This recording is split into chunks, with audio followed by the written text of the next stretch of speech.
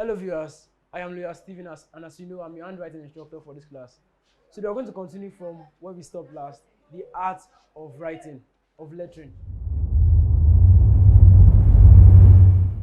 To write I and to write A, which of them look much more easier? I is very simple to write, so we're starting with I. Now, what do you need for your handwriting class? You need a pen, need an handwriting note 2D, and with these lines red. In your handwriting note, this green line is red, the black line is blue, this is blue, red, blue, blue, and red.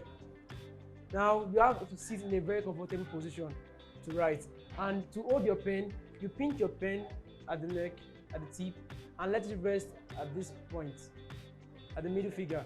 Now to start with writing, we're going to be looking at I. You start from the first blue line and end on the second blue line with a dot. We have our I.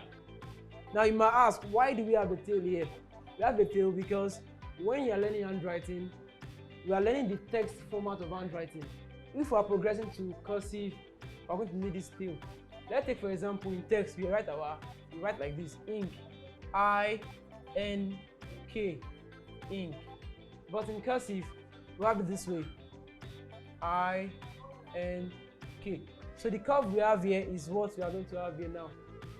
The next letter we have here is C. You start from below the line, take it up and roll it in. Again, below the line, take it out, roll it in, and this. The next letter we have is O. O is like a fuller version of C. Below the line, try to make it oval as possible. Again.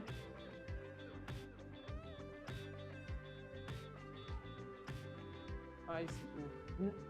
We can look at that. We have I-C-O. The next letter we have is E. E is in the same family of C and O. You start with a little slant, up the line, curve it, and take it up. We have our E. We've written I, C, O, and E. Now progress to the next letter, which is letter A. Like I said earlier, the thematic approach is the best method to teach handwriting. Now to write our C, to write our A rather, A is a combination of C and I without a dot. C and I without a dot. We have C and I without a dot. Now, you notice something in your A. There is space between here and here. That is the beauty of your A.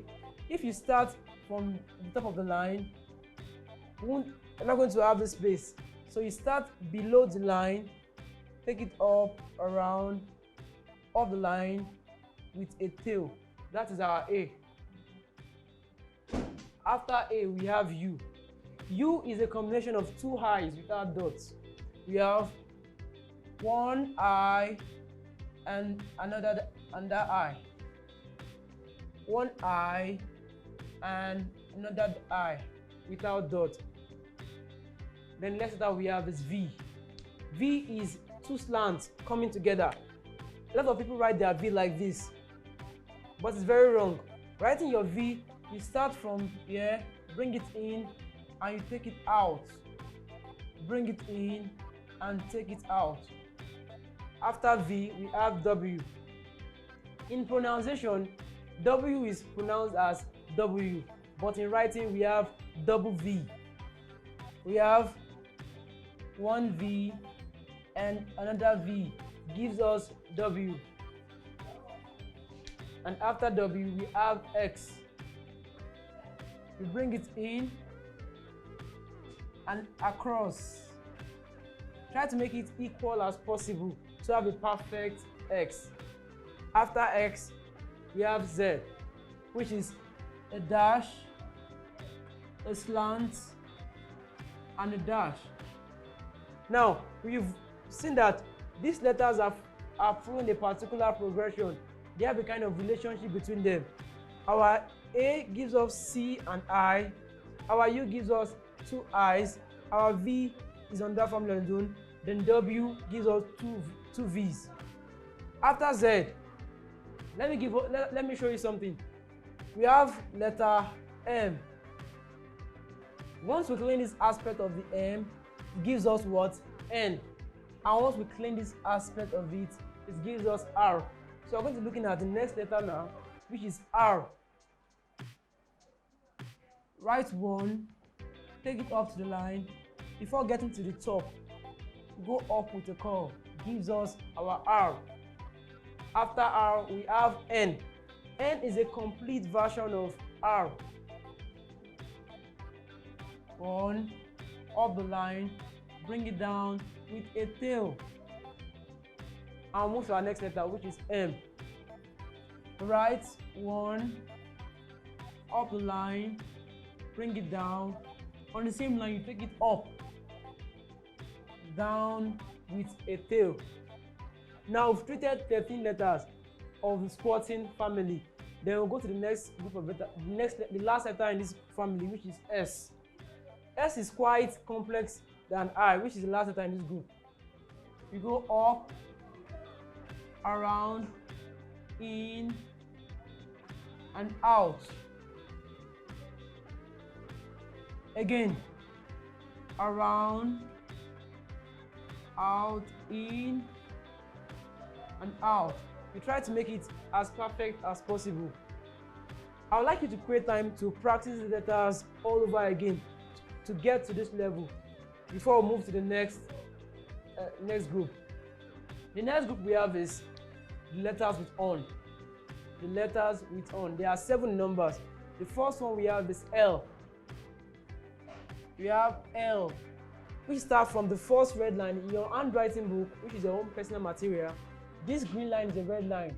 You start from the first green line here and end on this black line, second black line, with a tail. Very, very simple. Then move to T. You are following a particular progression.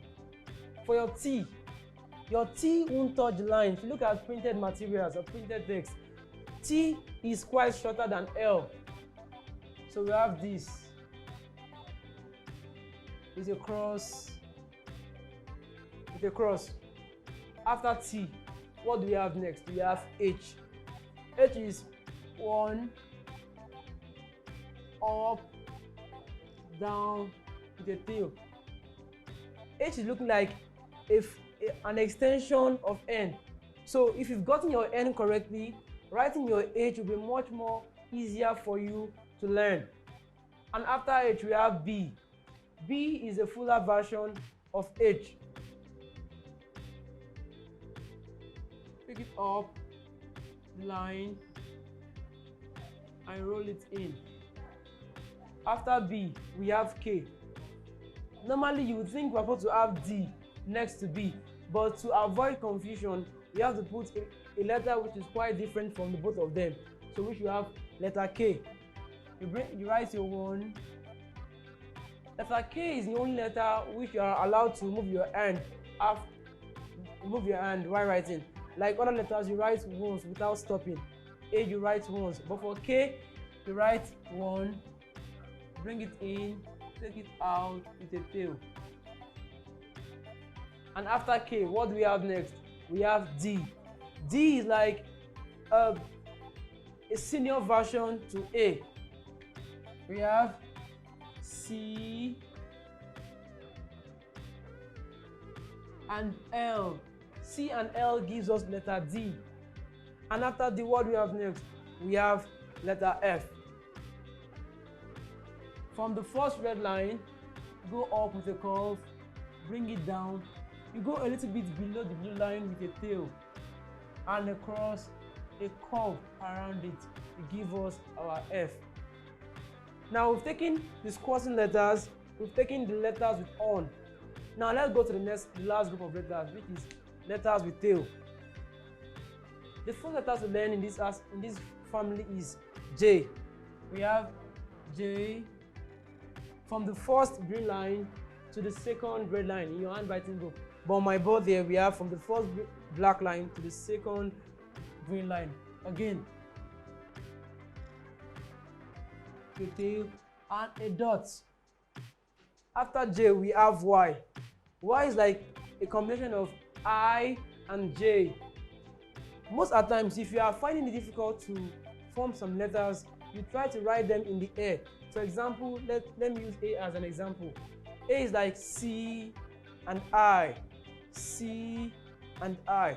So if you are finding it difficult to write letters, try writing them in the air before you write on your note.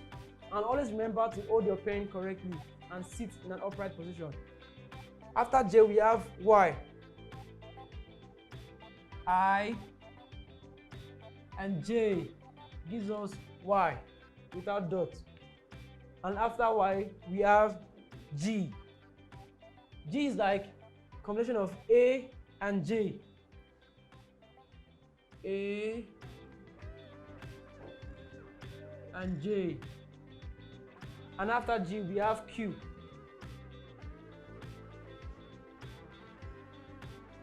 Come down, the sharp pointer.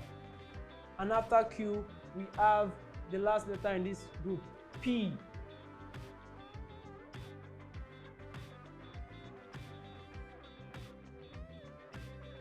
You can see within a few minutes we've treated all the letters A to Z. So I'm going to give us a sentence to practice with. This sentence is called a pangram. A pangram is a sentence that contains all the letters of the alphabet. So a very popular one is a quick brown fox jumped over the lazy dog.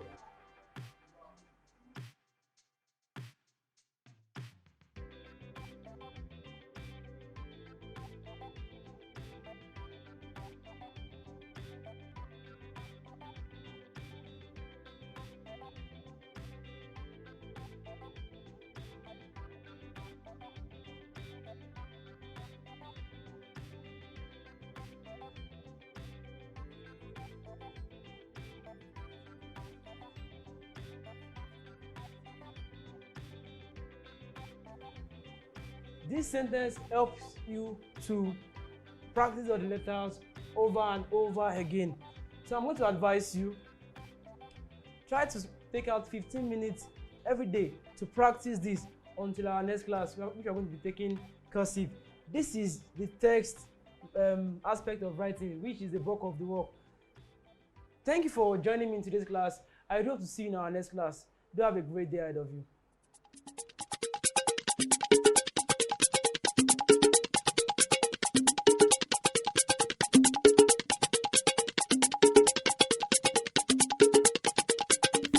So